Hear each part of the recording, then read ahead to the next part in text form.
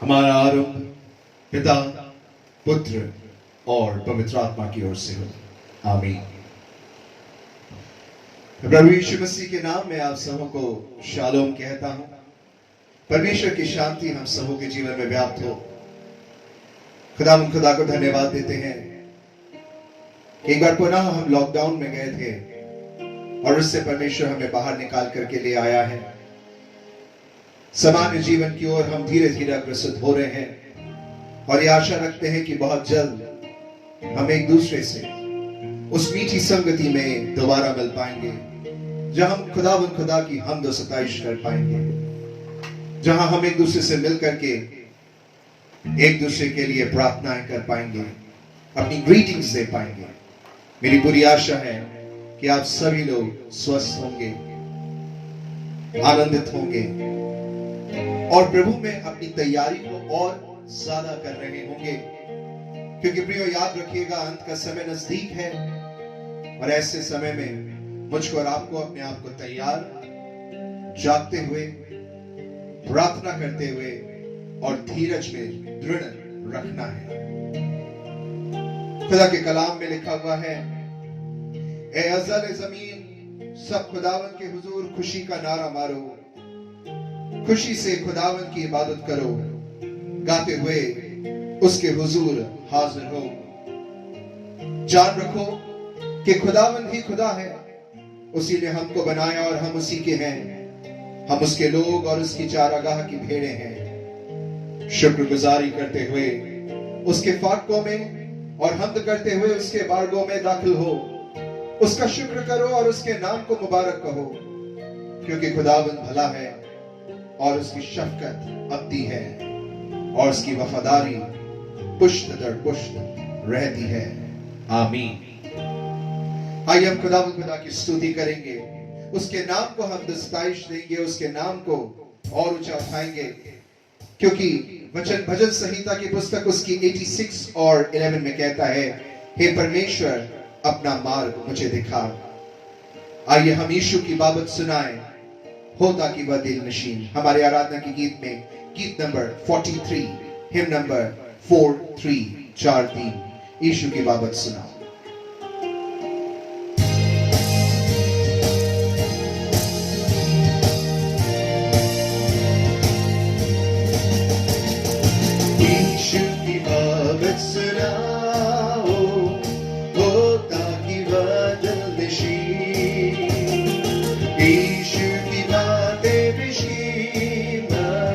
शहद से ज्यादा शीरीन, कहो कि क्यों कर फरिश्ते गाते थे हम दो से बाज, जबकि खुदावन ने आके पहना हमारा लिबास।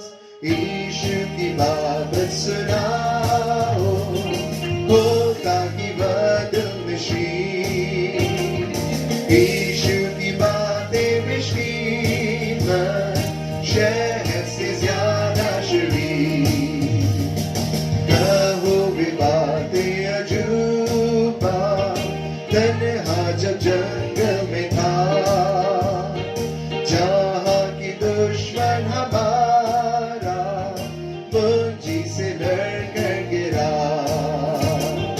कहो सब उसकी मुसीबत, कहो सब उसका अज़ाब, कहो वह मेहनत देगा, कहो वह उसका प्यार। यीशु की बात सुनाओ, होता कि बदल नशीन, यीशु की बातें नशीन, शहद से ज्यादा शीरीन, कहो कि क्यों कर वह हुआ, क्यों कर वह हुआ मसलूब, क्यों कर वह मरकर फिर जिया, क्यों कर वह मेरा महबूब। उन फतेह मुझे मसीहा, दिल को है कैसी लजीज, यीशु है मेरा जी, यीशु है मेरा अजीज। यीशु की बात सुनाओ, होता की बदलशी। यीशु की बातें विशीना, शहद से ज्यादा शरीर। प्रभु की बातें मेरे और आपके लिए शहद से ज्यादा शरीर है, उस शहद से ज्यादा मीठी है। आइए इस समय हम प्रार्थना में जाएंगे। ये वो मीठा समय है जिसमें हम खुदा की हुजूरी में जब जाते हैं तो प्रभु ना सिर्फ हमारी बातें सुनता है पर हमसे बातें भी करता है। आइए उस शांति को, उस चुप्पी को जो इस पवित्र मंदिर को चाहिए है, क्योंकि यहोवा यहाँ उपस्थित है, उसे हम कायम करें। हम कुछ लोगों के लिए विशेष प्रार्थनाएं करेंगे। हम दुआ में स्मरण करते हैं अंकित मसीह को। पुनः उसे वही तकलीफ जो कुछ वर्षों पूर्व हुई थी प्रियो, वो दोबारा सता रही है। जरूरत है कि मैं और आप एकजुट होकर के प्रार्थना करें, क्योंकि यीशु के कोड़े खाने से चंगाई मिलती है। प्रभु उस बालक को अपने चंगाई भरे हाथों का स्पर्श दे और उसे शिफा दे। हम धन्यवाद देते हैं मलाकी नानी के लिए कि परमेश्वर ने उन्हें चंगाई दी है। उनकी टूटी हुई हड्डियां जुड़ गई प्रियो इस सियानी अवस्था में भी। इस बात के लिए हम खुदा को धन्यवाद देते हैं, लेकिन इसके साथ ही साथ उनकी हड्डियां थोड़ी कमजोर हो गई हैं। आइए उनके लिए प्रार्थना करें ताकि प्रभु उनको पूर्ण शिफा दे, उन्हें बल दे, क्योंकि हमारा खुदा सब कुछ संभव करना जानता है। ये बुजुर्ग हमारे कलीसिया के लिए आशीष के कारण है। आइए हम धन्यवाद दें उन सभी लोगों के लिए भी जो इस कठिन समय में भी सेवाओं को दे रहे हैं, अपने कार्यों में जा रहे हैं, ताकि परमेश्वर की ओर से उन्हें सुरक्षा मिलती रहे। आइए, बहुत सारे अन्य विषय हैं। लदेर नानी है जिनकी भी तबीयत खराब है, उनके लिए भी हम प्रार्थना करेंगे कि परमेश्वर उन्हें छुए और उन्हें चंगाई दे। हमारे अन्य जाति भाई जिन्होंने हमसे प्रार्थना की दरखास्त की थी, अग्रवाल भाई, अब वो स्वस्थ हो रहे हैं, बेहतर हो रहे हैं, लेकिन उनके लिए निरंतर प्रार्थना हम कंटिन्यू रखेंगे। आइए हम इस समय दुआ करें। सारी तमाम आशीषों को देने वाले हमारे जीवित निरंकारी सर्वशक्तिमान पिता परमेश्वर, एक बार फिर से अपनी मन की मलिनता और अपने जीवन की बुराइयों को यीशु के लहू में धो करके, दूर करके, उसी यीशु नाम में पवित्र आत्मा की सामर्थ में परिपूर्ण होकर के प्रभु जी इस समय आपकी हुजूरी में आते हैं। प्रभु धन्यवाद देते हैं सुंदर समय के लिए जो हमें आपकी ओर से मिलता है। खुदा धन्यवाद देते हैं कि अपने शब्दों की बनावट से नहीं, परंतु अपने हृदय की सच्चाई से जब हम अपने निवेदन आपके सम्मुख रखते हैं तो आप उसे सुनते हैं। प्रभु जी होने दीजिएगा कि आप हमारी आराधना में हमारे निवेदनों को प्रभु जी आप सुने और उसे आशीषित करें, उन्हें अपनी रजामंदी में शामिल कर लें। प्रभु जी, प्रभु हम सबसे पहले धन्यवाद देते हैं आपको आप जीवन के उत्तम आशीषों के लिए। वो बेपनाह है पिता परमेश्वर, ने आप गिन नहीं सकते। वो अनगिनत है पिता परमेश्वर, मैंने गिन नहीं सकते। वो इतनी ढेर है पिता परमेश्वर की मैंने देख भी कई बार नहीं पाते। प्रभु जी हम आपको धन्यवाद देते हैं उन आत्मिक आशीषों के लिए जो इन संसारिक आशीषों से बढ़ करके है, उस अनंत जीवन के लिए जिसकी कामना विश्वास हम रखते हैं, जिसकी आशा हम रखते हैं प्रभु जी, और जैसे देने के लिए आपने हमें सारी बातें सुनिश्चित कर दी। प्रभु जी हम यीशु के रक्त बहाए जाने के लिए धन्यवाद देते हैं। हम पवित्र आत्मा के हमारे मध्य में आने के लिए धन्यवाद देते हैं। पिता परमेश्वर धन्यवाद देते हैं कि आपकी सामर्थ हमारे संग व साथ में है और वो हमें काम करती है। प्रभु आपको धन्यवाद देते हैं। प्रभु जी प्रार्थना करते हैं इस समय उन सभी लोगों के लिए जो आपके वचन का प्रचार करते हैं। प्रभु जी उनको आप भली भांति आशीषित करना। प्रभु जी प्रार्थना करते हैं हमारे कलीसिया के पासबानों के लिए। प्रभु जी चाहे शहरी क्षेत्र में हो, चाहे ग्रामीण क्षेत्रों में हो, प्रभु जी चाहे शिक्षित हो अशिक्षित हो, पिता परमेश्वर वो आपकी सामर्थ आपकी आत्मा से परिपूर्ण होकर के पिता परमेश्वर इस कार्य को करने वाले हो। प्रभु जी आपके नजदीकी में लाते लाते कहीं ऐसा ना हो कि हम आपसे दूर हो जाएं। प्रभु जी इसलिए हमें आपकी नजदीकी में बनाए रखें। प्रभु हमारा व्यक्तिगत जीवन आप में और दृढ़ और ही मजबूत बनता चला जाए। ना सिर्फ ऐसी कामना अपने लिए परंतु प्रभु जी समस्त पासबानों के लिए करते हैं।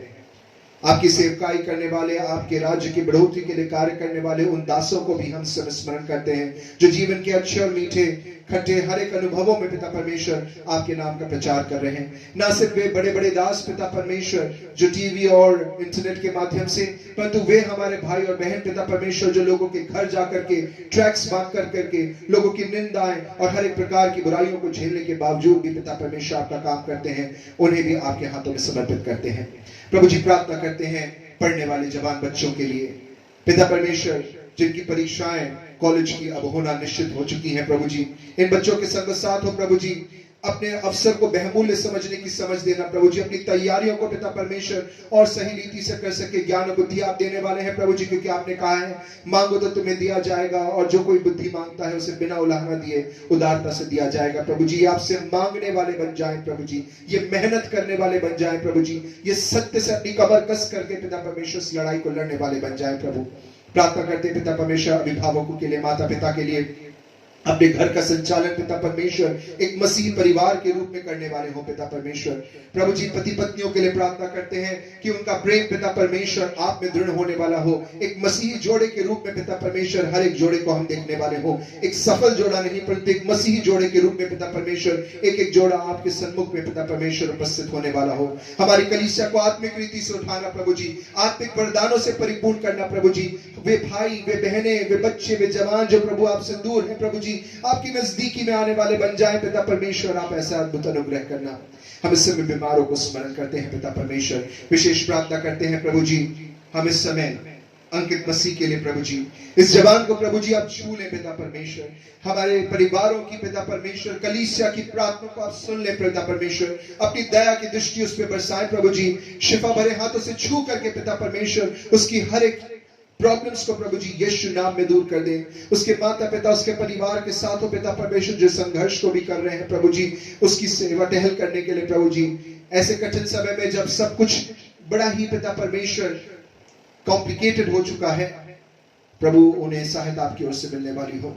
हम लदेर नानी के लिए प्रार्थना करते हैं प्रभु जी आप उन्हें छुएं और चंगाई बख्श दें पिता परमेश्वर। धन्यवाद देते हैं मलाकी नानी के लिए पिता परमेश्वर कि आपने उन्हें स्वस्थ किया और पिता परमेश्वर उनकी हड्डियों में जो कमजोरी उनसे यीशु नाम में दूर कीजिएगा। अपने कलीसिया के बुजुर्गों के लिए प्रार्थना करते हैं प्रभु जी आशीष के कारण है ये परिवार में पिता परमेश्वर आपको स्मरण करके चलने वाले वे लोग हैं, बुजुर्ग हैं पिता परमेश्वर, जिन्हें देख करके हम आपके अद्भुत अनुग्रह को देख पाते हैं पिता परमेश्वर, आपके किए हुए महान कार्य को देख पाते हैं प्रभु जी। उनके जीवन की बातों से पिता परमेश्वर हम आपकी और नजदीकी में आ पाते हैं। इन्हें और उम्र दराजी देना पिता परमेश्वर, इन्हें एक अच्छा लंबा स्वस्थ जीवन देना और आप में समर्पित जीवन देना प्रभु जी। प्रार्थना करते हैं महिला सभा की महिलाओं के लिए, उनकी आराधनाओं के लिए वो आपकी ओर से आशीषित हो। जवान सभा की आराधना के लिए पिता परमेश्वर, चाहे कोई भी बाधाएं हमारे मध्य क्यों ना है, घर में एक दो जन बैठ करके या ऑनलाइन के माध्यम से जब ये आराधनाएं की जाती है प्रभु जी आप इससे ग्रहण करें। प्रभु हम स्मरण करते हैं उन सभी डॉक्टर्स को, साइंटिस्ट लोगों को जो पिता परमेश्वर कोरोना वायरस से लड़ने के लिए पिता परमेश्वर उपायों को निकाल रहे हैं प्रभु जी, उन उपायों को आप अपने दृढ़ इच्छा में पिता परमेश्वर अपनी दया के कारण पिता परमेश्वर ब्लेस कर देना, उनको ज्ञान देना पिता परमेश्वर कि वो इस काम को पिता परमेश्वर आपकी आशीष के कारण करने वाले हों, ताकि इस बीमारी का इलाज हमें जल्द से जल्द मिल सके पिता परमेश्वर और जीवन सामान्य रीति से पिता परमेश्वर चलने वाला हो। प्रभु जी जो नजदीकी जो समीपता हमने इस लॉकडाउन के पीरियड में आपके साथ पाई है उसे हम खोने वाले ना हो। हमारे कार्य क्षेत्रों में हमारे संग और साथ होना प्रभु जी, आपकी जीवित पत्री बन करके पिता परमेश्वर हम अपने आप को लोगों के सम्मुख प्रदर्शित करने वाले हों, क्योंकि हमने वचन रूपी वस्त्र को जब पहना है प्रभु जी तो लोग हमारे जीवन के माध्यम से आपके वचन को देखने वाले हों। अपनी वाणी पर लगाम लगाने वाले, अपने क्रोध पर लगाम लगाने वाले और पिता परमेश्वर अपनी सोच और विचार पर लगाम लगाने वाले हम बन जाएं प्रभु जी। प्रभु जी जिन्हें आपने अनगिनत पवित्र आत्मा की आशीषों से परिपूर्ण किया है, वे उन वरदानों का इस्तेमाल पिता परमेश्वर आपके नाम को महिमा देने और लोगों को आपकी नजदीकी में लाने के लिए करने वाले हों। हमारी कलीसिया की चर्च काउंसिल को आपके हाथों में सौंपते हैं, संस्था ICCDC को आपके हाथों में सौंपते हैं प्रभु जी। अपना अद्भुत अनुग्रह करना प्रभु जी, हमें लज्जित ना होने देना, हमें संभालना पिता परमेश्वर, हमें दृढ़ करना। हम कोई भी ऐसा कार्य करने वाले ना हो पिता परमेश्वर जो आपको ठेस पहुंचाए या आपको दुखी करने वाला हो, परंतु हर एक वो कार्य करें जो आप में हमें नजदीक और नजदीक लेकर के आने वाला हो प्रभु जी। आगे की आराधना को आपके हाथ में सौंपते हैं प्रभु जी। प्रभु जी इस प्रभु भोज की ब्यारी में जब हम हाथ डालते हैं तो अपने जीवनों को अवलोकन करने वाले और सुधारने वाले बन जाएं पिता परमेश्वर। प्रभु जी प्रार्थना करते हैं कि हमारी जो दुआ है उसे आप ग्रहण कर लें। सारे बातों के लिए धन्यवाद देते हुए विनती प्रभु यीशु मसीह के नाम से मांगते हैं, सुनने कबूल कीजिएगा, आमीन। प्रिय, धन्यवाद देते हैं परमेश्वर पिता को एक बार फिर से बीते सप्ताह की सारी आशीषों के लिए। आइए आज के संदेश में हम आगे बढ़ेंगे और आज के संदेश का विषय है गमलीएल, अर्थात माननीय मसीहों की जरूरत। ऐसा मैं क्यों कह रहा हूं, ये हम तभी समझ पाएंगे जब इस रब्बी नहीं, रबाई नहीं, परंतु इन्हें कहते थे रबान गमलीएल, इनके बारे में हम कुछ देर जानने की कोशिश करेंगे और उनके मुख से निकले हुए वचनों के माध्यम से परमेश्वर के अद्भुत संदेश को हम समझने का प्रयास करेंगे। प्रभु हमारी इसमें अगुवाई करें। आइए इसे और गहराई से समझने के लिए अपने धर्मशास्त्र को हम प्रेरितों के काम की पुस्तक और उसके 5वें अध्याय की ओर लेकर के चलें। प्रेरितों के काम की पुस्तक उसका 5वां अध्याय, और जिसकी शुरुआत होती है हनन्याह और सफीरा के साथ में, जो वो परमेश्वर के साथ धोखा करते हैं। धोखा प्रियो अधिकतर बड़ी बड़ी बातों में नहीं, छोटी बातों में हो जाता है, और उन छोटी बातों में शायद पहला स्थान धन का ही होता है, जिसके साथ में हम परमेश्वर को धोखा देने की कोशिश करते हैं।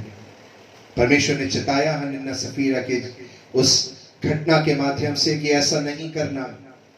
फिर अद्भुत चिन्ह और चमत्कार इन चेलों के माध्यम से होते हैं।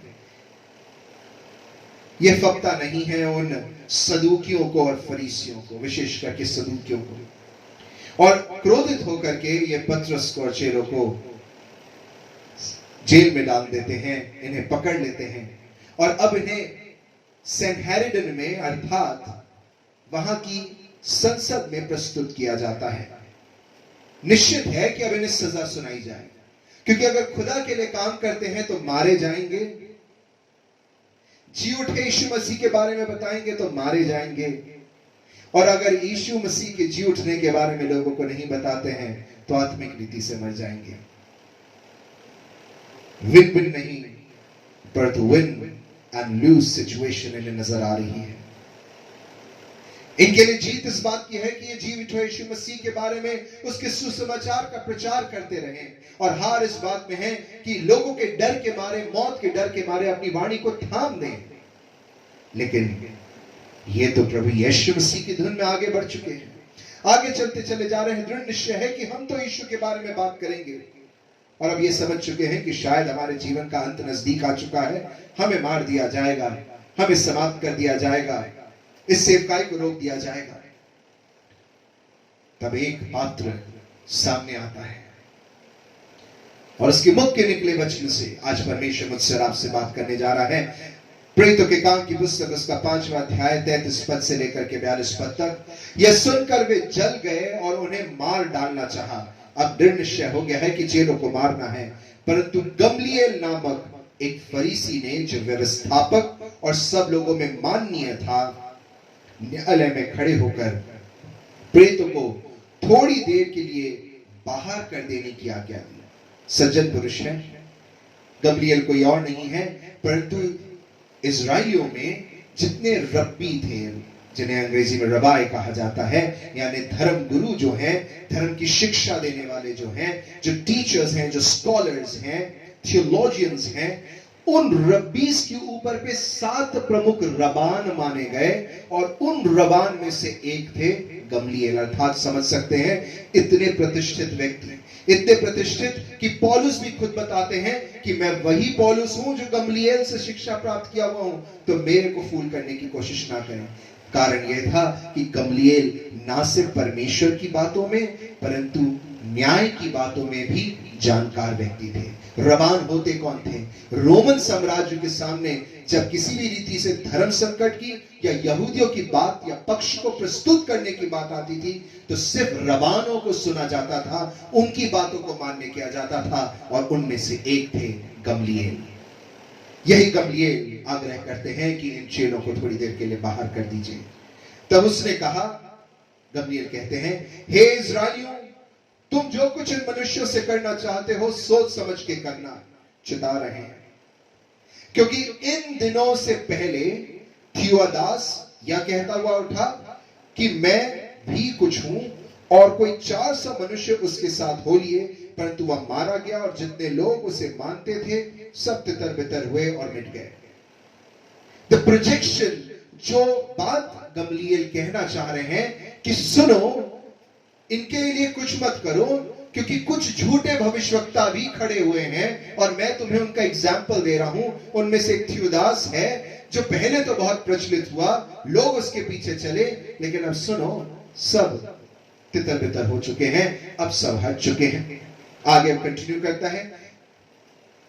उसके बाद नाम लिखाई के दिनों में, सेंसस के दिनों में, यहूदा गलीली उठा और कुछ लोग अपनी ओर कर लिए।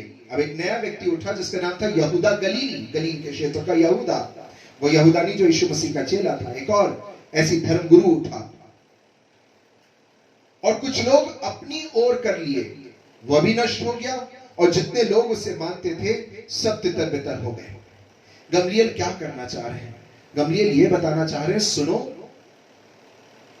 अभी सब कुछ एकदम धक्का हुआ है, लोग इनके पीछे पागल हैं क्योंकि इन्होंने चिन्ह और चमत्कार देखे हुए हैं। अभी कुछ करोगे तो लोग जो हैं वो तुम्हारे अगेंस्ट हो जाएंगे। सुनो, मैं पुराने एग्जाम्पल से तुम्हें बता रहा हूं कि अगर इनको छुओगे तो प्रॉब्लम होगी, छोड़ दो इनको, क्योंकि ऐसे बहुत सारे हैं जो बहुत आए और बहुत गए, यीशु को नहीं जान रहे थे। इसलिए अब मैं तुमसे कहता हूं, इन मनुष्यों से दूर ही रहो और उनसे कुछ काम ना रखो, क्योंकि यदि यह धर्म या काम मनुष्यों की ओर से हो तब तो मिट जाएगा। जैसा कि उन्होंने इन दो एग्जाम्पल्स में कोट किया, क्योंकि ये दो लोग तो मनुष्यों की ओर से थे, लेकिन अब परमेश्वर का वचन उनके मुख से बुलाता और कहता है, परंतु यदि परमेश्वर की ओर से हैं तो तुम उन्हें कदापि मिटा ना सकोगे। वचन को जानकार थे ना, कैसे खुदा के काम को रोका जा सकता है। कहीं ऐसा ना हो कि तुम परमेश्वर से भी लड़ने वाले ठहरो। अब एपिसोड का अंत आता है। गमलीएल ने अपनी बात बोल दी। याद करते हैं, शुरुआत इस बात से हुई थी कि वही गमलीएल है जो सब लोगों में माननीय थे, और क्योंकि माननीय है, जिनकी बात रोमन सरकार भी सुनती है, उनकी बात सेनहेरिडन कैसे नहीं सुनेगी। तब उन्होंने उसकी बात मान ली और प्रेरितों को बुलवाकर पिटवाया और यह आदेश देकर छोड़ दिया कि यीशु के नाम से फिर कोई बात ना करना। वे इस बात से आनंदित होकर महासभा के सामने से चले गए कि हम उसके नाम के लिए अपमानित होने के योग्य तो ठहरे। ये देखिए चेलों का विश्वास। वो इस बात से खेदित नहीं हो रहे कि उन्हें पीटा गया है। हम तो इस बात से खेदित हो जाते हैं कि अगर हमारी नौकरी चली गई, हमारे बच्चों को नौकरी नहीं मिली, हमारा जीवन गरीबी में चला गया, हमारे घर में सुख सुविधा की चीजें नहीं लगी, हम अच्छे कपड़े नहीं पहन पाएंगे, अगर हम डर करके नहीं रहेंगे। तो प्रियो, यहां पर ये अपमानित होने को आनंद की बात समझ रहे हैं और हम अपमानित ना होने को आनंद की बात समझते हैं। अंतर समझ में आ रहा है कि कैसे हैं चेले, कैसे थे और हम कैसे हैं। और फिर हम पूछते हैं कि आज मसीही उस संख्या में क्यों नहीं बढ़ रहे, उस वैसे रीति से काम क्यों नहीं हो रहा।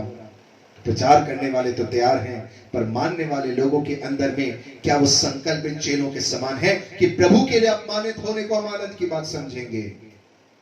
और फिर उनकी दिनचर्या क्या थी? वे प्रतिदिन मंदिर में और घर घर में उपदेश करने और इस बात का सुसमाचार सुनाने से कि यीशु ही मसीह है ना रुके। प्रियो, जब इस संदर्भ को हम पढ़ते हैं तो हम तीन बातों को परमेश्वर के वचन से समझ पाते हैं। पहली बात, हमें सुनाम होना या अच्छे नाम का होना आवश्यक है। अगर गमलीएल का नाम अच्छा ना होता, अगर गमलीएल माननीय ना होता, तो शायद वो दिन इन चेलों के अंत का दिन था, क्योंकि लोगों ने तो निश्चय कर लिया था कि इन्हें मार डालेंगे, क्योंकि इनके गुरु को तो मार चुके थे और कहानी उड़ा दी थी कि इनके चेले उनका शव को लेकर के भाग गए हैं। जो बाइबल पढ़ते हैं वो मेरी बात को समझ पा रहे होंगे। ये आज के लोगों की खोज नहीं है, ये उस समय के सदुकी फरीसियों की खोज थी कि उन्हें पता तो चल गया था कि यीशु जी उठा है, तो क्यों ना कहानी बना दी जाए। और उस समय से कहानी बना दी गई कि उनके शव को लेकर के उनके चेले भाग गए। सोचा कि आओ इस चेलों को आज फिनिश कर दे, लेकिन गमलीएल का एक माननीय ओहदा है, गमलीएल का एक सुनाम है, और इसलिए उसकी कही गई बात को लोग अहमियत देते हैं। दूसरी बात, वो इस बात को इस संदर्भ में साबित होते हुए हम देखते हैं कि प्रभु सामर्थी है और वो सारी बातों में सर्वोपरि है। क्योंकि जब गमलीएल कहता है कि लोगों को इस रीति से जांचो कि कौन मनुष्य की ओर से है और कौन प्रभु की ओर से है, प्रभु को तुमको पहले रखना पड़ेगा, प्रभु को स्मरण करके सारे कार्य करने पड़ेंगे। और तीसरी और महत्वपूर्ण बात जिस पर हम अध्ययन करेंगे कि प्रभु के कार्य में हमें विघ्न नहीं डालना है, हमें किसी भी रीति से उस पर विघ्न डालने की कोशिश नहीं करना है। पहली बात, मुझको और आपको सुनाम, एक अच्छे नाम का मसीह होना बहुत जरूरी है। आज अगर हम किसी से पूछें कि जब आप चर्च में आते हैं तो आप क्या चाहते हैं कि लोग आप में देखें, तो लोग कहते हैं, लोग ये देखें कि मैं कितनी अच्छी प्रार्थना करता हूं, मैं कितना अच्छा गाता हूं, मैं कितना धर्मी पुरुष हूं, मेरे पास कितनी आशीषें हैं, मेरे घर में कितनी अच्छी आशीषें हैं, मेरा घर भरा पूरा है, मैं कितना संपन्न दिखाई देता हूं, मैं प्रभु में कितना आनंदित दिखाई देता हूं। लेकिन प्रभु तो चाहता है कि इन सारी बातों से बढ़कर के आप एक अच्छा नाम बनाने वाले मसीही बने। इस बात को नीति वचन की पुस्तक उसके 22 अध्याय पहले पद में कहा गया है, बड़े धन से अच्छा नाम अधिक चाहने योग्य है। आज मैं और आप किस बात को ज्यादा अहमियत देते हैं? अच्छा धन,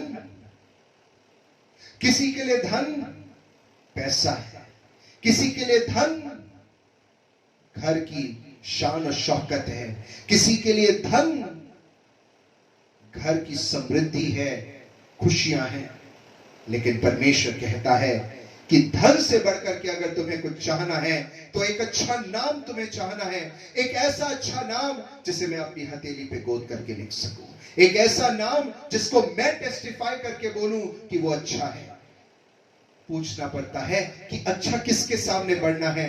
उत्तर पौलुस देता है प्रेरितों के काम की पुस्तक 24 अध्याय 16वें पद में, इससे मैं आप भी यत्न करता हूं कि परमेश्वर की और मनुष्यों की ओर से मेरा विवेक सदा निर्दोष रहे।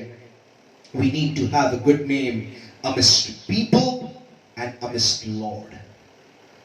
प्रभु और मनुष्य दोनों के मध्य मेरा और आपका सुनाम होना चाहिए। आज मैं पूछना चाहता हूं अपने आप से, आज कलीसिया के लोगों से, मुझे देखने वाले लोगों से, कि क्या मैं और आप एक अच्छा नाम चाहने की ओर आगे बढ़ रहे हैं? क्या हम एक ऐसा नाम बनाने की कोशिश कर रहे हैं जिससे परमेश्वर प्रीति रखता है? कुछ चंद बातें हैं प्रियो जो मेरे और आपके अच्छे नाम को खत्म करती हैं, क्योंकि एक अच्छा नाम देकर के परमेश्वर ने आपको और मुझको इस संसार में भेजा है, लेकिन मैं और आप कुछ गतिविधियों के माध्यम से अपने उस अच्छे नाम को खोते चले जाते हैं। पहला है दूसरों पर छींटाकशी करना, दूसरों की बुराई करना, और जिसके कारण हम अपने अच्छे नाम को खत्म करते हैं। याद रखिएगा, अगर आप किसी के संग बैठ करके उसकी बुराई, किसी और व्यक्ति की बुराई कर रहे हैं, तो मैं कहूंगा अगर मेरे सामने आप बुराई कर रहे हैं तो मैं आपसे डरता हूं, क्योंकि आप मेरी भी बुराई किसी और के सामने कर रहे हैं। आपका नाम खराब हो चुका। अगर मेरे और आपके वो गुप्त पाप जिन्हें मैंने अपना फेवरेट पाप बना करके रखा हुआ है वो लोगों के सामने उजागर हो जाएं, तो मैं और आप अपने अच्छे नाम को खो देंगे। प्रियो, बड़े संघर्ष करके हम मनुष्यों के सामने उन पापों को आने से रोक देते हैं, लेकिन वचन कहता है कि जिसकी आंखें नित्य मनुष्य की ओर लगी रहती हैं और उसे जांचती रहती हैं, क्या उसकी आंख से आप कुछ छुपा सकते हो? वो पाप तो आपके उस परमेश्वर के सामने उजागर हो गए ना। आप बताइए, अच्छा नाम कहां रहा? मनुष्य के सामने तो बन गया, लेकिन क्या खुदा के सामने अच्छा नाम बन पाया? जब हम लोगों के साथ धोखाधड़ी करते हैं, चीटिंग सिर्फ क्लासरूम में नहीं होती, चीटिंग कार्य क्षेत्रों में भी होती है, चीटिंग परिवारों में भी होती है, चीटिंग तो खुदा के सामने भी होती है। प्रभु तुझे 10% दूंगा, किसका? जो आराम से दे सकता हूं उसका समय का नहीं दे पाऊंगा प्रभु जी, अपने मन का नहीं दे पाऊंगा प्रभु जी। कंफर्टेबल रहा तो धन का दूंगा, नहीं तो वो भी नहीं दे पाऊंगा प्रभु जी। We cheat with Lord, और फिर कहते हैं कि खुदा के सामने मेरा अच्छा नाम होगा। जब हम झूठ कहते हैं तो हम एक अच्छे नाम को खो देते हैं। जब हम अपनी प्रॉमिसेस को, अपने वायदों को तोड़ते हैं तो हमारा नाम खराब हो जाता है। सुना ना आप लोग, आपने लोगों को, बेटा मैं किसी को अपना नाम बताने लायक नहीं रहूंगा, मेरा नाम बदल देना अगर मैंने ये नहीं किया तो। कहते हैं कि नहीं कहते? वचन तोड़ने पर, वाचा तोड़ने पर तो नाम तक बदल जाता है। व्यभिचार के कारण मैं और आप एक अच्छा नाम खो देते हैं। खून करने के कारण हम अच्छा नाम खो देते हैं। जादू टोने के कारण हम अच्छा नाम खो देते हैं। प्रियो, पता है ये सारी बातें जो हैं ये क्यों खत्म हो रही हैं? ये सारी बातें जितनी मैंने आपको बताई ना, ये वही शॉर्टकट्स हैं जो धन कमाने के लिए इस्तेमाल किए जाते हैं। लोगों की बुराई करना, लोगों के पाप उजागर करना, चीटिंग करना, झूठ बोलना, चुराना, वाचा तोड़ना, व्यभिचार करना, खून करना, जादू टोना करना। ये वो शॉर्टकट्स हैं जिनके माध्यम से हम धन पाने की कोशिश करते हैं। खुदा का वचन कह रहा है कि अच्छा नाम बड़े धन से चाहने योग्य है, क्योंकि याद रखना एक दिन सब कुछ इस संसार का खत्म हो जाएगा। तुम्हें अपने मनुष्य से सरोकार नहीं करना पड़ेगा, पर अंत के दिन तुम्हें न्याय के सिंहासन के सामने खड़ा होना पड़ेगा। और वो इस संसार के धन से प्रीति नहीं रखता, वो इस संसार की शान और शौकत से प्रीति नहीं रखता, परंतु वो एक अच्छे नाम को पहचानता जरूर है। और वो कहीं ये ना कह दे कि मैं तुम्हें नहीं जानता कि तुम कौन हो। गमलीएल का एक नाम था। क्या मैंने और आपने भी एक ऐसा नाम बनाया है? आज मसीह समाज ऐसे अगुओं के लिए इंतजार कर रहा है, पॉलिटिकल रीति से भी, जो ऐसे मसीह हो कि जब वो बातें करें तो लोग उन्हें सुने। मुझे माफ करेंगे, लेकिन आज हमारा मसीही समाज, चाहे छत्तीसगढ़ का हो, चाहे भारत देश का हो, वो तरस रहा है ऐसे मसीह अगुओं के लिए जो जब खड़े हो पार्लियामेंट में और बोलना चालू करे तो लोग चुप हो जाएं और बोले ये सुनाम व्यक्ति है जो बातें बोल रहा है, इसकी बातें सुनो। हम मसीहों ने तो धन कमाने की होड़ लगा ली, लेकिन सुनाम बनाने में अपने आप को शायद पीछे रह गए हैं। दूसरी बात, गमलीएल ने अपनी वक्तव्य में इस बात को साबित कर दिया कि प्रभु सामर्थी है। कुलुस्सियों की पुस्तक 1 उसका 16 से 17 पद उसकी महिमा का बखान करते हुए, उसके सर्व सामर्थी होने का बखान करते हुए कहता है, क्योंकि उसी में सारी सृष्टि की सृष्टि हुई, स्वर्ग की हो अथवा पृथ्वी की, देखी या अनदेखी, क्या सिंहासन, क्या प्रभुताएं, क्या प्रधानताएं, क्या अधिकार, सारी वस्तुएं उसी के द्वारा और उसी के लिए सृजी गई हैं। मैं और आप सोचते हैं that my God doesn't know the technology। वो टेक्नोलॉजी आज से हजारों साल पहले इसलिए बनी थी कि उसके माध्यम से इस लॉकडाउन के पीरियड में मैं और आप परमेश्वर के वचन को लेकर के कनेक्ट कर सके। ग्यूटेनबर्ग ने भी जब प्रिंटिंग प्रेस की इन्वेंशन करी तो वो इसलिए की गई थी ताकि वचन छापा जा सके और लोगों के घर घर तक पहुंचाया जा सके। प्रियो, मेरे परमेश्वर के लिए सारी चीजें बनी हैं, वो सर्व सामर्थी है। इस आयत को जब हम पढ़ते हैं तो इसमें मैं पढ़ करके देख रहा था और थोड़ा सा सोच रहा था कि दुनिया के जितने सब्जेक्ट्स हैं, जितने डिसिप्लिन्स हैं, जितने विषय हैं, वो सारे इस आयत में कवर हो गए। क्योंकि जब हम कहते हैं क्योंकि उसमें सारी सृष्टि की सृष्टि हुई, जब हम सृष्टि की सृष्टि की बात कर रहे हैं तो उसमें इंजीनियरिंग भी आ गई, उसमें कॉस्मेटोलॉजी भी आ गई, उसमें एरोस्पेस भी आ गया, उसमें रॉकेट टेक्नोलॉजी भी आ गई। जब हम आगे बढ़ते और कहते हैं स्वर्ग की हो या पृथ्वी की, उसमें धर्म की बातें भी आ गई, उसमें लाइफ साइंसेस की बातें भी आ गई, देखी या अनदेखी, नेचुरल, अननेचुरल, सुपरनेचुरल, सब कुछ उसमें समाहित हो गया। क्या सिंहासन की, क्या प्रभुताएं, क्या प्रधानताएं, political science, public administration, history, sociology, geography, सब कुछ समा जा रही है। सब कुछ तो उसी के लिए बना और उसी का है। वो इतना सामर्थी खुदा है। उस सामर्थी खुदा को दूर करके मैं और आप अपने जीवन का क्या अंश बढ़ा सकते हैं? प्रियो, हम ये सीखते हैं कि हमें प्रभु को आगे रखने की जरूरत है। गमलीएल ने कहा, अगर प्रभु की ओर से हैं तो तुम इन्हें हटा नहीं सकते, मनुष्य की ओर से हैं तो जाते रहेंगे। हे मनुष्य, तू क्या कर सकता है?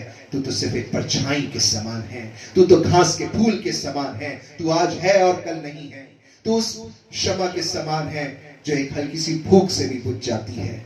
लेकिन मेरा खुदा वो नहीं है जो क्षमा है, मेरा खुदा तो वो है जो क्षमा को जलाने वाला है। वो सृष्टि नहीं है, वो सृष्टि करता है, और इसलिए वो सामर्थी है, और इसलिए मुझे सामर्थी खुदा को अपने जीवन में आगे रखना है। तीसरी और अंतिम बात, मुझको और आपको प्रभु के कार्य में विघ्न नहीं डालना है, मुझको और आपको उसके कार्य में हाथ नहीं डालना है।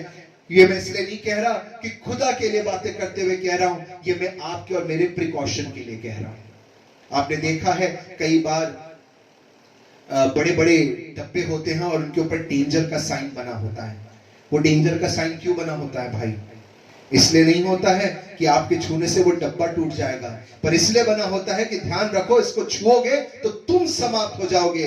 नीति वचन 21:30 कहता है, यहोवा के विरुद्ध ना तो कुछ बुद्धि और ना कुछ समझ और ना कोई युक्ति चलती है। भजन संहिता 33 उसके 10 से 11 में कहता है, यहोवा जाति जाति की युक्ति को व्यर्थ कर देता है। क्या अभिप्राय के संग शायद कोरोना वायरस बनाया गया था, और आज क्या उन मुल्कों के साथ में हो गया। वह देश देश के लोगों की कल्पनाएं निष्फल करता है। कितने आए, सिकंदर महान से लेकर के कितने लोग खड़े हो गए, क्या लेकर के गए, क्या पा करके गए। अरे ऐ सिकंदर, तू तो सारे संसार को जीतने के लिए निकला था, लेकिन तेरे परिवार के एक सदस्य को एक जमीन का टुकड़ा नहीं मिल पाया। तेरा पूरा साम्राज्य तेरे कर्मचारियों के हाथ में बढ़ गया। यहोवा की युक्ति सर्वदा स्थिर रहेगी, उसके मन की कल्पनाएं पीढ़ी से पीढ़ी तक बनी रहती हैं। आप और मैं उसकी कल्पनाओं को कभी बदल नहीं सकते। मैंने कल अंग्रेजी की आराधना में इसी बात पर प्रचार किया कि मेरा और आपका परमेश्वर एक असामान्य परमेश्वर है। सामान्य नहीं, परंतु वो अद्भुत परमेश्वर है। He is a God of unusual। वो अजीबोगरीब तरीके से काम करता है। चुनाव देखिए तो अजीबोगरीब, कार्य करने की पद्धति देखिए बिल्कुल अजीबोगरीब। क्यों? क्योंकि वो ये बताना चाहता है, ध्यान से सुनिएगा, not the people in the plan but my plan is perfect। मेरी युक्तियां सिद्ध हैं, ना कि वे लोग जो इस युक्ति में शामिल हैं। वो ये बताना चाहता है कि सल्यूशन बड़ा नहीं है, पर सल्यूशन देने वाला बड़ा है। वो ये कहना चाहता है कि उपाय बड़ा नहीं होता, पर उपाय देने वाला बड़ा होता है। प्रियो, क्या मैं और आप एक अच्छे नाम पाने की ओर अग्रसर हैं? क्या मैं और आप सामर्थी प्रभु को स्मरण करके सब कुछ कर रहे हैं? क्या मैंने और आपने उसकी सामर्थ को समझा है? वो प्रभु है, डरते कांपते हुए उसके सामने आना है। मैं और आप तो मजाक और अठास और ठट्ठा करते हुए उसके सन्मुख आते हैं। क्या मेरे और आपके अंदर वो डर नहीं? क्या मेरे और आपके अंदर वो प्रेम नहीं? क्या मेरे और आपके अंदर वो आदर नहीं? आज जवानों, आपसे पूछना चाहता हूं, वचन को पढ़ते हो क्या आदर के साथ पढ़ते हो? क्या परमेश्वर की हुजूरी में जब आते हो तो उसे आदर की बात समझते हो? सोचने का विषय है। परिवारों, क्या आप इसे आदर की बात समझते हो? वो सामर्थी पिता है, वो आदर के योग्य परमेश्वर है। क्यों महिलाएं आप अपना सिर ढाक लेते हो? क्यों पुरुष आप अपने सिर के ऊपर से बातें हटा देते हो? क्योंकि आप जानते हो कि वो सामर्थी परमेश्वर है। जो सामर्थी है वो हर एक बातों पर सामर्थी है, क्योंकि जो कुछ बना वो उसमें बना और उसी के लिए बना है। आपकी नौकरी उससे एलियन नहीं है, छूटी हुई नहीं है। आपकी पढ़ाई उससे छूटी हुई नहीं है। और तीसरी और अद्भुत बात जो हमें आशा याद रखनी है कि प्रभु के कार्य में विघ्न ना डालें। बड़ी पुरानी एक शायरी थी, जो हमसे टकराएगा चूर चूर हो जाएगा। आई थी ना बहुत बड़ी सेना इजरायलियों को खत्म करने के लिए। बिना तलवार और बिना हथियार के लोग, दिनों दिन से चलते हुए लाल समुद्र के सामने खड़े हुए लोग शांति से उस जगह को पार कर चले जाते हैं। लेकिन वो माइटी सेना इजिप्ट की उस लाल समुद्र के अंदर खत्म हो जाती, क्योंकि खुदा ने कहा था तुम इन्हें फिर कभी ना देखोगे। आइए उस परमेश्वर के प्लान्स में विघ्न डालना बंद करें, पर अपने आप को उसकी योजनाओं में शामिल करने वाले बन जाएं। थोड़ी देर जो गब्रिएल के जीवन पे हमने नजर डाली, मुझे नहीं मालूम गब्रिएल के साथ क्या हुआ। शायद मुझे और पढ़ना पड़ेगा, जानना पड़ेगा कि उन्होंने अपने बारे में क्या किया। लेकिन जितना वचन कहता है वो मेरे लिए जरूरी है। और वचन जब इसके बारे में बात करता है तो कहता है वो एक सुनाम पुरुष थे। क्या मैं और आप भी एक सुनाम पुरुष बनने की ओर आगे बढ़ रहे हैं? परमेश्वर आपको और मुझको इस वचन के माध्यम से आशीष दे। आइए खुद को हम प्रभु भोज की ब्यारी में शामिल होने के लिए तैयार करेंगे। पहला यूहन्ना की पुस्तक उसका 1 और 7 कहता है, उसके पुत्र का लहू हमें सब पापों से क्षमा करता है। उसका लहू बहाया जाना उस क्रूस पे हमें लेकर के जाता है, और जब हम इसे ग्रहण करते हैं तो उस क्रूस की मौत का प्रचार हम करते हैं, उसकी सलीबी मौत को हम स्मरण करते हैं। आइए गीत नंबर 137 के साथ में हम अपने आप को इस प्रभु भोज की ब्यारी के लिए तैयार करेंगे।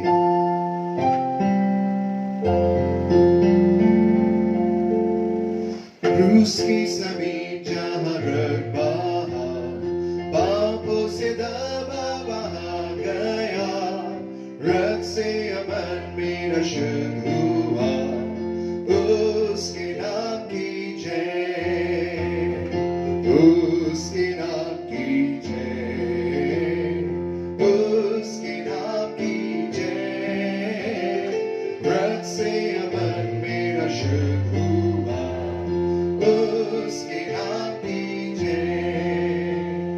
दूर हुए हैं मेरे सारे पाप, राज करता है यीशु मन में आ, क्रूसी का है मुझ पर पूर्ण प्रताप, उसके नाम की जय, उसके नाम की जय, उसके नाम की जय, रक्त से अमन मेरा शुद्ध हुआ, उसके नाम की जय। वो शिशु है मुझे शुद्ध किया, सुंदर बसोता है क्रूसी का, पास उसके जा मैं संतुष्ट हुआ, उसके नाम की जय, उसके नाम की जय, उसके नाम की जय, रक्त से अमन मेरा शुद्ध हुआ, उसके नाम की जय। वह सोता है निर्मल आशीष में, पाप उससे सब तेरे होते हैं, आकर अभी जल्दी होने में, उसके नाम की जय, उसके नाम की जय, उसके नाम की जय, रक्त से अमन मेरा शुद्ध हुआ, उसके नाम की जय।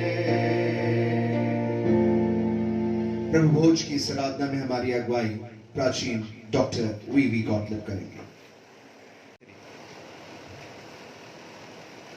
पहला कुरिन्थी 11 का 31 में लिखा हुआ है, यदि हम अपने आप को जांचते तो दंड ना पाते। यह जांचने का कार्य जो है, ये प्रायः अधिकांश लोग जब हम प्रभु की मेज में इकट्ठे होते हैं प्रभु भोज के लिए, उस समय करते हैं। यह जांचने का कार्य वास्तव में आपको प्रतिदिन करना है, हफ्ता में 6 दिन तक करते रहना है, रोज का रोज। जब हम इकट्ठे होते हैं तो 2 बातों के निर्देश हमको दिए गए हैं, स्मरण करने के और प्रचार करने के लिए। वास्तव में वो समय नहीं रहता है, हमको तैयारी करके हफ्ते भर और तब आना चाहिए, अपने आप को जांच के तैयार होके।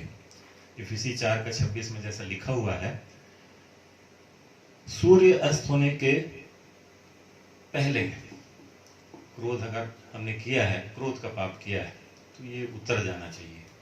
ये न केवल क्रोध के लिए है, परंतु कोई भी पाप हमसे जो हुए हैं, हमारे पापों का दाम जो है, ये तो 2000 साल पहले दिया जा चुका है। जो पाप हम कर चुके हैं, जो पाप हम कर रहे हैं और जो आगे भी हम पाप करेंगे, उनका टोटल दाम जो है प्रभु ने ऑलरेडी 2000 साल पहले चुका दिया है।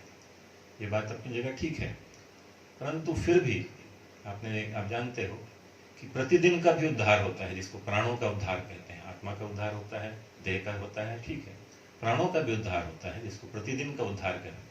क्योंकि पाप हमसे उद्धार पा लेने के बाद भी होते हैं, क्योंकि हम संसार में रहते हैं तो संसार का कुछ ना कुछ प्रभाव होता रहता है हम पर।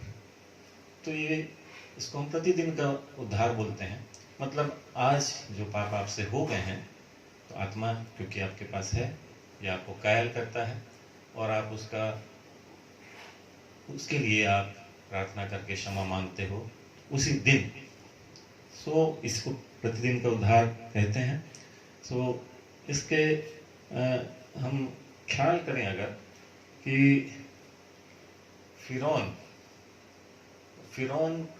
9 विपत्तियों के बाद भी उसने अपने आप को नहीं जांचा, एक के बाद एक 9 विपत्तियों तक, और 9 विपत्तियों के बाद उसको अपने आप को जांचने का या कोई पश्चाताप करने का या फिरने का मौका नहीं मिला। 10 विपत्ति अचानक आ पड़ी उस पर और तब उसने बोला कि आप पूरे इसराइलियों से, उसने कहा कि आप इसराइली और जितना आपके पास धन वैभ है, जो कुछ है और पशु हैं, ये सब लेके आप यहाँ से निकल जाओ। ये काम वास्तव में उसको बहुत पहले कर लेना था, पहली विपत्ति के बाद ही। 9 विपत्तियों के बाद जब सबों के पहलौठे मर गए, इवन उसका खुद का पहलौठा, तब उसने ये काम किया और अवसर को गंवा दिया उसने। और ठीक इसी प्रकार यहूदा ने भी किया। यहूदा ने उसको 8 बार प्रभु ने मौका दिया, 8 बार, जबकि वो अपने आप को यदि जांचता और उसको मौका था कि वो क्षमा मांगता, पश्चाताप करता और मन फिरा लेता। तुम शुद्ध हो परंतु सब के सब नहीं, प्रभु ने कहा। ये यूहन्ना 13 का 10 में लिखा हुआ है।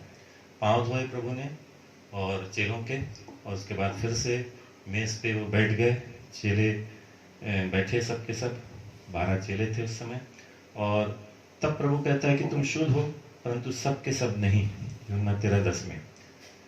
क्या ये संकेत से यहूदा नहीं समझ सकता था कि ये मेरे लिए कहा जा रहा है? अवश्य ही उसको समझ में आया होगा जब उसने कहा कि सब के सब नहीं, परंतु उसने अपने मन को कठोर किया। फिर लिखा है, जो मेरी रोटी खाता है उसने मुझ पर लात उठाई। ये भजन संहिता 41 का 9 में है, जिसको कि प्रभु कोट कर रहा था, बोल रहा था पुराने नियम से, क्योंकि पुराने नियम में ये भविष्यवाणी थी। यूहन्ना 13 का 18 में इस बात को प्रभु ने बोला। क्या यहूदा को समझ में नहीं आया होगा कि ये तो वचन जानता था कि ये मेरे लिए कहा जा रहा है, परंतु फिर भी उसने मन को कठोर रखा, उसने अपने आप को नहीं जांचा। फिर प्रभु ने कहा तीसरी बार, तुम में से एक मुझे पकड़वाएगा। जैसे कोई मर्डर होता है, उसका इन्वेस्टिगेशन होता है, पुलिस इन्वेस्टिगेट करती है, पहले बहुत से लोग रहते हैं जिनसे वो पूछताछ करती है, धीरे धीरे शक का दायरा जो है वो सिमटते जाता है। यहाँ अभी देखिए कि आप 12 जन, तुम में से एक, मतलब 12 में से एक मुझे पकड़वाएगा। क्या यहूदा को अभी भी समझ में नहीं आया कि ये मेरे लिए बोल रहा है प्रभु? और तब प्रभु ने कहा, पकड़वाने वाले का हाथ मेरे साथ मेज पर है। अब तो और भी सर्टन हो गया। ये लूका 22 का 21 में लिखा हुआ है।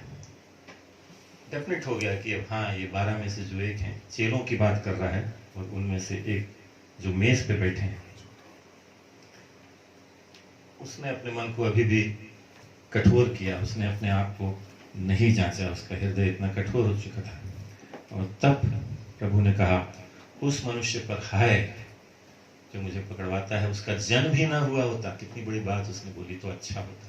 बहुत ही दुख के साथ प्रभु ने ये बोला होगा, उसका जन्म भी ना हुआ होता तो अच्छा, और हाय शब्द इस्तेमाल किया। फिर भी यहूदा ने अपने आप को नहीं जांचा और अपने मन को कठोर किए रहा। और इसके बाद जब यीशु मसीह ने कहा कि तुम में से एक मुझे पकड़वाएगा, तो सब पूछने लगे कि प्रभु क्या वो मैं हूँ? प्रभु क्या वो मैं हूँ? यहूदा ने लास्ट में इतना धृष्ट था, उसकी धृष्टता देखिए कि वो भी पूछ रहा है 11 के साथ। तो जान रहा था कि मैं हूँ, तो पैसे भी ले चुका था, सब कर चुका था, फिक्स कर चुका था सब कुछ। तो वो पूछ रहा है कि प्रभु क्या वो मैं हूँ? और तब प्रभु ने कहा तू। अब प्रभु तू पे आ गया, एक व्यक्ति पे। तू कह चुका ये तो 100% प्रभु बात कर रहा था उससे कि हाँ तू ही है करके। इसके बाद भी उसका मन नहीं पिघला और अपने आप को ना ही उसने जांचा। और तब प्रभु ने कहा, जिसे मैं रोटी का यह टुकड़ा दूंगा। और उसने रोटी का टुकड़ा ये कह के यहूदा को दिया। अब तो 100% सर्टेन हो गया, समझने वाले भी वास्तव में समझ सकते थे, लेकिन उनको विश्वास नहीं हो सकता था कि हम में से एक यहूदा है ये जो कि इस कार्य को करेगा। यहूदा ने इन 7 अवसरों का लाभ नहीं उठाया। उस स्थिति तक वो कठोर हो चुका था। कहा जाता है, जैसे एक शब्द हम इस्तेमाल करते हैं, पॉइंट ऑफ नो रिटर्न। ऐसी स्थिति में पहुंच जाना जहां से किया वापस ना आ सके, वहां तक यहूदा पहुंच चुका था। कितना कठोर वो हो चुका था। जैसे कि प्रकाशित वाक्य में लिखा है, जो मलिन है, 22:11 में लिखा है, जो मलिन है वह मलिन बना रहे। वो स्थिति जिसमें कि अब आप नहीं ही सुधर सकते, वो वाली स्थिति आ चुकी थी। जो मलिन है वह मलिन बना रहे। और यहूदा ने नहीं अभी भी अपना मन फिराया। और यहूदा की धृष्टता से प्रभु का मन शायद भर आया होगा, उससे और अधिक सहा नहीं गया होगा, मैं सोचता हूँ।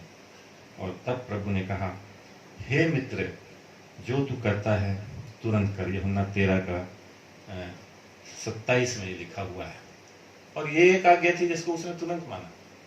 कितना धृष्ट था और कितना कठोर था, सोच सकते हैं हम कि जब उसने कहा कि जो काम करता है, और मित्र करके संबोधित किया प्रभु ने अभी भी, तो जो तू करता है उसको तुरंत कर। और वो तुरंत उठा वहां से और चला गया, उस काम को उसने तुरंत किया। आज अवसर है ये, शायद कल हमारे लिए अवसर ना रहे अपने आप को जांचने का।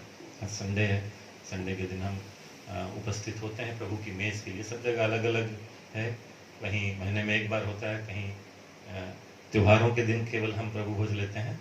परंतु जितना अधिक से अधिक हम इकट्ठे हो सकते हैं, जब तुम इकट्ठे हो तो, और जैसे जैसे इस समय बीतता जाता है हमको ये करना है। कहीं जगह रोज भी इकट्ठे, पुराने समय में चेले रोज इकट्ठे हुआ करते थे।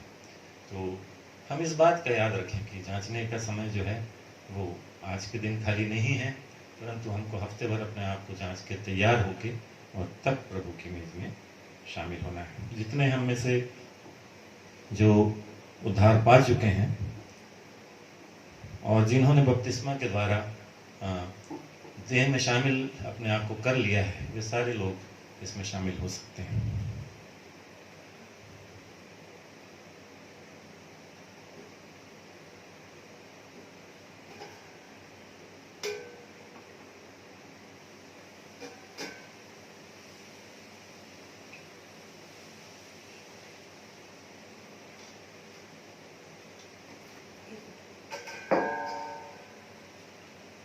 जिस रात वो पकड़वाया गया, प्रभु ने रोटी ली और धन्यवाद करके उसे तोड़ी और चेलों को दी और ये कहा कि ये मेरी देह है जो तुम्हारे लिए है। जब कभी तुम इस रोटी में से खाते हो, मेरे स्मरण के लिए यही किया करो। इसी रीति से उसने ब्यारी का कटोरा लिया और देते हुए उनको कहा कि पियो, ये मेरा वो लोहू है, मेरे लोहू में नई वाचा है। जब कभी तुम इसको पीते हो तो मेरे स्मरण के लिए यही किया करो। हम में से जितनों ने भी बपतिस्मा लिया है वो इसमें शामिल हो सकते हैं।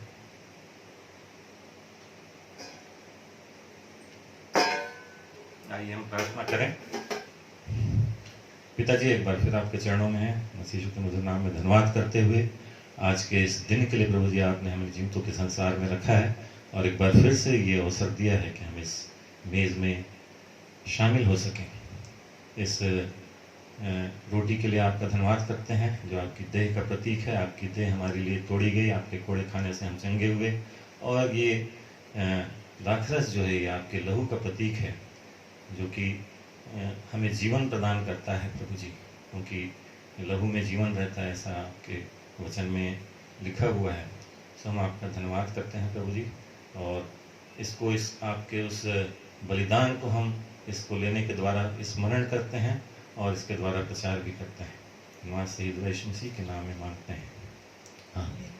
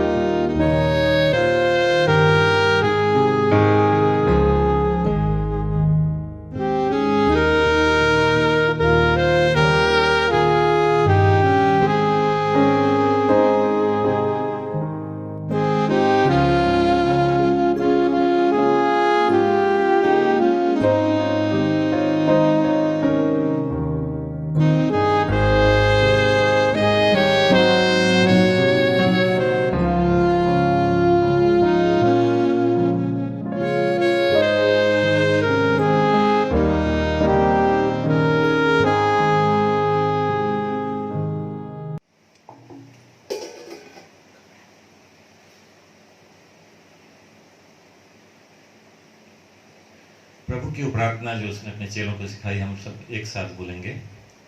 हे हमारे पिता, आप जो स्वर्ग में हैं, आपका नाम पवित्र माना जाए, आपका राज्य आवे, आपकी इच्छा जैसे स्वर्ग में पूरी होती है वैसे इस पृथ्वी पर भी हो। हमारे दिन भर की रोटी आज हमें दें, और जिस प्रकार हमने अपने अपराधियों को क्षमा किया है वैसे ही आप हमारे अपराधों को क्षमा करें, और हमें परीक्षा में ना लाएं परंतु बुराई से बचाएं, क्योंकि राज, पराक्रम और महिमा सदा आपकी है। आमीन। आइए अपनी अपनी भेंटों और धन्यवादी भेंटों को देने के द्वारा हम परमेश्वर की स्तुति करेंगे। मैं कलीसिया का धन्यवाद देता हूं कि आपने अपने देने में ईमानदारी को बरता है। आपसे अनुरोध करता हूं कि अब एक बार फिर पुनः मौका आया है कि हमने जो अपनी भेंटें एकत्रित करी हैं, विशेष करके हमारा माहवारी दान, उसे हम अपने कलीसिया के भंडार में लेकर के आए। तो कल प्रातः 9 बजे से लेकर के 11 बजे तक हमारे उप खजांची महोदय श्री देवेंद्र कुमार जी और पास्टर राम शरण सूरज पारा चैपल में उपस्थित रहेंगे। आप उन तक अपनी भेंटों को लेकर के चले जाएं। हमें से बहुत सारे लोग ऑफिसर्स के हैं जो अपने कार्यालय में जाने लग गए हैं। अगर आपको ऐसे में दुविधा हो रही है कि हम कैसे समय पे पहुंच पाएंगे, तो आप चाहे पास्टर राम शरण सूरज हो या फिर भाई देवेंद्र कुमार हो, उनसे बात करें, अपने लिफाफे को उन तक दे दें। आप उन्हें अपने घर बुला लें। उन्होंने इस सेवकाई के लिए सहर्ष हाँ बोला है, और वे कह चुके हैं कि अगर आप उन्हें बुलाएंगे तो आकर के आपसे वो उन राशि को लेकर के, आपके लिफाफों को लेकर के वो जाएंगे। आइए परमेश्वर के सन्मुख अपने धन्यवाद हृदयों को हम प्रस्तुत करें और अपने देने में हम प्रभु में आगे बढ़ते चले जाएं। हम धन्यवाद देते हैं बीती सप्ताह की सारी आशीषों के लिए, विशेष करके हमारी ऑनलाइन आराधनाओं के लिए। बड़ी सुचारू रीति से आराधनाएं चल रही हैं। एवरी वेडनेसडे जवान सभा, फ्राइडे को महिला सभा, सैटरडे अंग्रेजी की हमारी जो आराधना होती है वह, और साथ ही साथ में रविवारी आराधना भी। मैं आप सबों से अनुरोध करता हूं कि प्रभु को धन्यवाद देता हूं कि इस अगस्त माह में हमने विशेष रीति से वर्शिप थर्सडे रखा है, जिसमें हम गीतों को लेकर के आपके सन्मुख आ रहे हैं। एवरी थर्सडे संध्या 7 बजे हमें यह अवसर मिलता है कि हम प्रभु की स्तुति करें। मैं आप सबसे अनुरोध करता हूं इसे जरूर देखें। हमारे कलीसिया के कुछ और नए सोलो सिंगर्स इस सेकेंड एपिसोड पे हमें नजर आएंगे, और इसके बाद तृतीय एपिसोड में कुछ डुएट्स जो प्रभु की स्तुति में गाए जा रहे हैं वे सामने आएंगे, और चौथे और अंतिम एपिसोड में ग्रुप सॉन्ग्स आपके सामने प्रस्तुत किए जाएंगे। आपसे अनुरोध करता हूं आप इन्हें जरूर देखें, प्रभु के गीतों को सीखें, प्रभु को धन्यवाद दें और आनंदित हों। आइए इन भेंटों के लिए हम प्रार्थना करेंगे। परमेश्वर को हम धन्यवाद देंगे, हम जरूर स्मरण रखेंगे और धन्यवाद देंगे अपनी प्रार्थना में श्रीमती अमृता लाल के लिए, जिनके लिए हमने प्रार्थना करी और अब वो बहुत स्वस्थ हैं और अपने घर कोरबा जा चुकी हैं। प्रभु से प्रार्थना करते हैं कि प्रभु उनकी सहायता और मदद करे। आइए दुआ में जाएं। सारी आशीषों को देने वाले जीवित अनुग्रहकारी प्रभु जी, धन्यवाद देते हैं इन भेंटों के लिए जो पिता परमेश्वर आपने ही दिया और आपके सन्मुख लेकर आए हैं, क्योंकि हम जानते हैं कि तू ही दाता है और तू ही दान है। प्रभु जी, अगर तुझ दिए हुए परमेश्वर से हम कुछ रख छोड़ते हैं तो प्रभु हम चोरी करते हैं। प्रभु हम धन्यवाद देते हैं कि आपने हमें देना सिखाया जो आपका स्वरूप है। प्रभु जी, प्रभु साथ ही साथ में जो लाया गया है वो आपके राज्य की बढ़ोतरी के लिए इस्तेमाल होने वाला हो। प्रभु जी होने दीजिएगा कि जिन छोटे बड़े हाथों ने इन्हें दिया है वो आपकी ओर से आशीषित हो। जिन्होंने बीमारी से शिफा पाई, जिन्होंने अपने जन्मदिन को मनाया है, या फिर पिता परमेश्वर विभिन्न अवसरों के कारण पिता परमेश्वर आनंदित हैं, उनके लिए हम आपको धन्यवाद देते हैं। उनके लिए, उनके जीवन पर आपकी आशीषें मांगते हैं। प्रभु जी होने दीजिएगा जो भी विशेष कारण है वो आपकी ओर से पिता परमेश्वर धन्यवाद के कारण बनने वाले हो जाए। प्रभु जी, और जैसे वो हैं वैसे वही आनंदित बने रहें। प्रभु जी हम धन्यवाद देते हैं श्रीमती अमृता लाल के लिए, जिन्हें आपने स्वास्थ्य लाभ दिया। पिता परमेश्वर दवाइयां सही असर लेकर के आई। प्रभु जी धन्यवाद हमारी प्रार्थनाओं को सुनने के लिए। आगे भी उनकी सहायता और मदद करिएगा। प्रभु जी एक बार फिर से समस्त आराधना के लिए धन्यवाद देते हुए और इस समय में पूरे विश्व को और विश्व के लिए पिता परमेश्वर चंगाई को मांगते हुए विनती प्रभु यीशु मसीह के नाम से मांगते हैं, सुनिए कबूल कीजिएगा। आमीन। आइए हम अपने स्थानों पर खड़े हो जाएं और आशीष को ग्रहण करेंगे। और अब जो हमें ठोकर खाने से बचा सकते हैं उस अद्वैत सर्वशक्तिमान पिता परमेश्वर का प्रेम, प्रभु यीशु मसीह का अनुग्रह, पवित्र आत्मा की शांति और सहभागिता हम सभी विश्वासियों के साथ अब से लेकर सदा तक बनी रहे। आमीन। May God bless each and every one of you.